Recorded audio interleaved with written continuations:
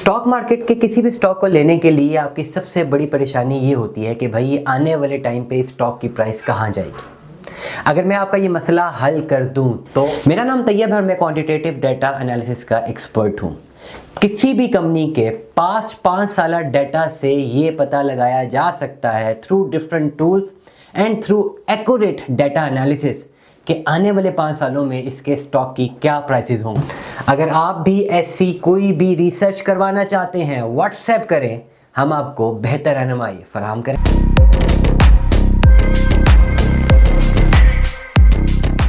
अस्सलाम वालेकुम दोस्तों, आज के टॉपिक पे मेरा ये एनालिसिस रहेगा कि क्या म्यूचुअल फंड्स की जो इन्वेस्टमेंट्स होती हैं क्या हमें टोटली उन पे रिलाई करना चाहिए कि नहीं करना चाहिए, क्या हमें खुद से भी कोई अपनी रिसर्च की तरफ जाना चाहिए कि नहीं।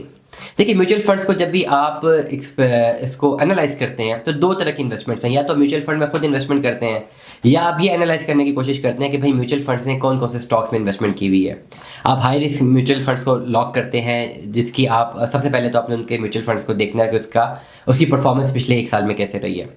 अब जिस तरह हम मिज़ान की मैंने बात की है, मिज़ान बैंक की जो मिज़ान म्यूचुअल फंड था उसकी परफॉर्मेंस पिछले साल बड़ी ज़बरदस्त थी। अप्रॉक्सीमेटली हर लाख रुपए के पीछे 70,000 रुपये का प्रॉफिट इस म्यूचुअल फंड ने दिया था। और इस म्यूचुअल फंड की जब हमने अपनी इन्वेस्टमेंट चेक की थी कि इसने कहाँ पे इन्वेस्टमेंट की हुई है तो पता चला कि ज़्यादातर इन्वेस्टमेंट इनकी पेट्रोलियम सेक्टर में रही है और फिर थोड़ी बहुत बैंकिंग सेक्टर में और IT सेक्टर में, और एक इन्वेस्टमेंट इनकी रही है फर्टिलाइज़र सेक्टर में।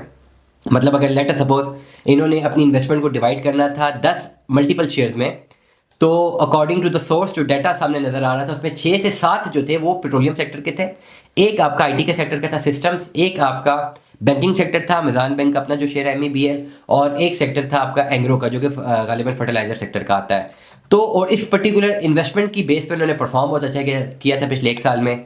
और अभी मजीद भी mutual fund definitely Meezan mutual fund की अगर बात करते हैं वो अच्छा खासा ROI तो दे ही रहा है अपने लोगों को। डिपेंड करता है कि आपने अपनी इन्वेस्टमेंट कितने टाइम तक के लिए की हुई है। अब ज़्यादातर लोग जो म्यूचुअल फंड में इन्वेस्टमेंट करने से कतराते हैं उनका सिर्फ इशू ये होता है कि क्या हमें म्यूचुअल फंड में इन्वेस्टमेंट तो हम कर लेते हैं, हमें रिटर्न ऑन इन्वेस्टमेंट तो मिल रहा है, प्रॉफिट तो मिल रहा है, लेकिन हमें प्रॉब्लम्स होती हैं कि वो जो फिक्स टाइम पीरियड है किस टाइम तक हमने पैसे नहीं निकलवाने, वो हमारे लिए अलार्मिंग है। हार्ड कैश हमारे पास available at our own choice नहीं होता कि किसी वक्त भी हम निकाल सके। जो ओवरऑल मैंने डायरेक्ट डाटा प्राइमरीली डाटा मेरे पास है क्योंकि मैं खुद ना कभी मैंने म्यूचुअल फंड में इन्वेस्टमेंट की है ना मैं इसका कायल हूँ। मैं हमेशा एक चीज़ का कायल हूँ कि इन्वेस्टमेंट आप जो भी करें खुद से करें, हमेशा चैलेंजेस को खुद फेस करें, फ्रंट फुट पे आके देखें, तब ज़्यादा आसान रहता है। किसी और पे रिलाई करके कि आगे से चलो सबको ROI मिल रहा है हमें भी मिल जाएगा, ये पैसिव एक सोच हो सकती है। लेकिन एज एन एक्टिव अगर अपनी सोच आपने रखनी है तो उसके लिए बिल्कुल भी इसको नेग्लिजिबल करना पड़ता है, इसको बिल्कुल निगलेक्ट करना पड़ता है। अब बात करते हैं म्यूचुअल फंड की। अगर मैंने इन्वेस्टमेंट करनी है तो मैं तो ये देखता हूँ कि म्यूचुअल फंड्स कहाँ पे इन्वेस्टमेंट कर रहे हैं,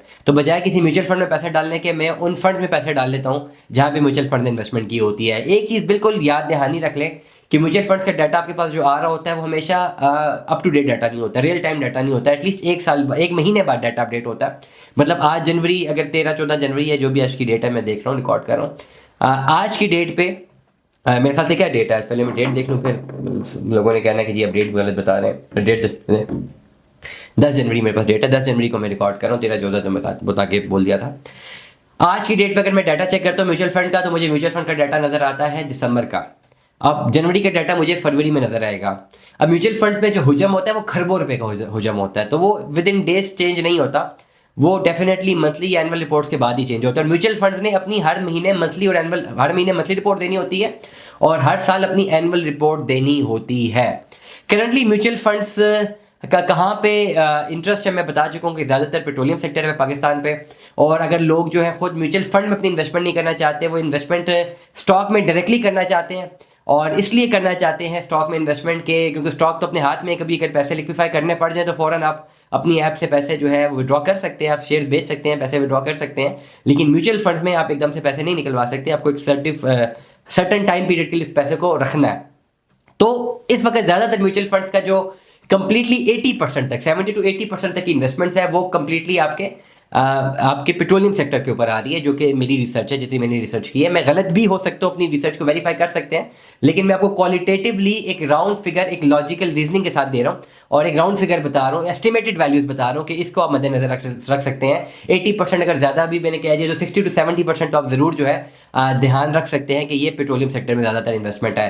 फिर उसके बाद फर्टिलाइजर सेक्टर है और फिर इसके बाद आपके पास बैंकिंग सेक्टर है और लास्ट पे आपका आईटी का सेक्टर है, क्योंकि सिस्टम्स एक ऐसी कंपनी है जिसमें ये म्यूचुअल फंड्स की इन्वेस्टमेंट नजर आती है। अब एक चीज जिसको मैं खुद रिसर्च में हूं कि इस तरह के बड़े बड़े म्यूचुअल फंड्स ने फार्मास्यूटिकल इंडस्ट्रीज में अपनी इन्वेस्टमेंट नहीं की हुई, मुझे नजर नहीं आ रही। हालांकि फार्मास्यूटिकल कंपनीज की जिस भी कंपनी का एनालिसिस करें पिछले एक साल का, तो पिछले एक साल में हर फार्मास्यूटिकल कंपनी ने ऑन एवरेज बेसिस लाखों रुपए का मुनाफा बनाया।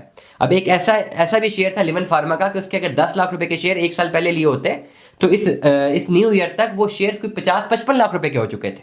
हालांकि इतना आरओआई तो शायद मारी में भी नजर नहीं आ रहा, इतना तो बाकी पीएसओ में भी नजर नहीं आ रहा, बाकी म्यूचुअल फंड में भी, बाकी जो आपके पेट्रोलियम सेक्टर्स में भी नजर नहीं आ रहा, सिस्टम में भी नजर नहीं आ रहा। बट येट ये एक सवालिया निशान मेरा भी है कि वाई म्यूचुअल फंड्स जो परफॉर्मिंग म्यूचुअल फंड्स हैं उनकी इन्वेस्टमेंट हमें फार्मास्यूटिकल सेक्टर्स में नजर नहीं आती, क्योंकि ऑटोमेटिकली फार्मास्यूटिकल सेक्टर्स की तो डिमांड थी भी, है भी और रहेगी भी। लेकिन म्यूचुअल फंड्स की अगर मैं बात करूं through the data, through the sources, जितनी मेरी रिसर्च है, तो मैं यही गाइड कर सकता हूं कि हाँ इनकी इन्वेस्टमेंट ज़्यादातर पेट्रोलियम सेक्टर के ऊपर है। तो अपने पेट्रोलियम सेक्टर को प्रॉपर्ली वॉच करना है। इन्वेस्टमेंट करने से पहले आप 1 महीने तक वॉच करें अपने पेट्रोलियम सेक्टर को। इसमें पीएसओ है, पीपीएल है, ओजीडीसी है, और अपनी इन्वेस्टमेंट का टाइम फ्रेम डिफाइन करें और फिर इसमें इन्वेस्ट करें, क्योंकि ये वो शेयर्स हैं जो कि ऊपर भी जा सकते हैं, नीचे भी जा सकते हैं। लेकिन ज़्यादा बेहतरीन ऑप्शन ये रहेगी, मैं हमेशा बारहा कहता हूं कि आपको अपनी इन्वेस्टमेंट करने से पहले क्वांटिटेटिव टेस्ट जरूर अप्लाई करने चाहिए, डाटा टेक्निक्स अप्लाई करनी चाहिए, टेस्ट कंडक्ट करवाएं, उसके बाद तो आपकी इन्वेस्टमेंट बहुत आसान हो जाएगी। तो टिप की अगर मैं देना चाहूँ 10 जनवरी की, तो मैं पेट्रोलियम सेक्टर के बारे में बात करूंगा, बट आई विल एडवाइस के प्रॉपर रिसर्च और टेस्ट कंडक्ट करवाने के बाद फिर ही आप इसकी तरफ इन्वेस्टमेंट करें, अदरवाइज बिल्कुल भी मत करें। दुआ में याद रखिएगा, अपना बहुत सारा ख्याल रखिएगा। स्टे ट्यून में। 10 अल्लाह हाफ़िज़।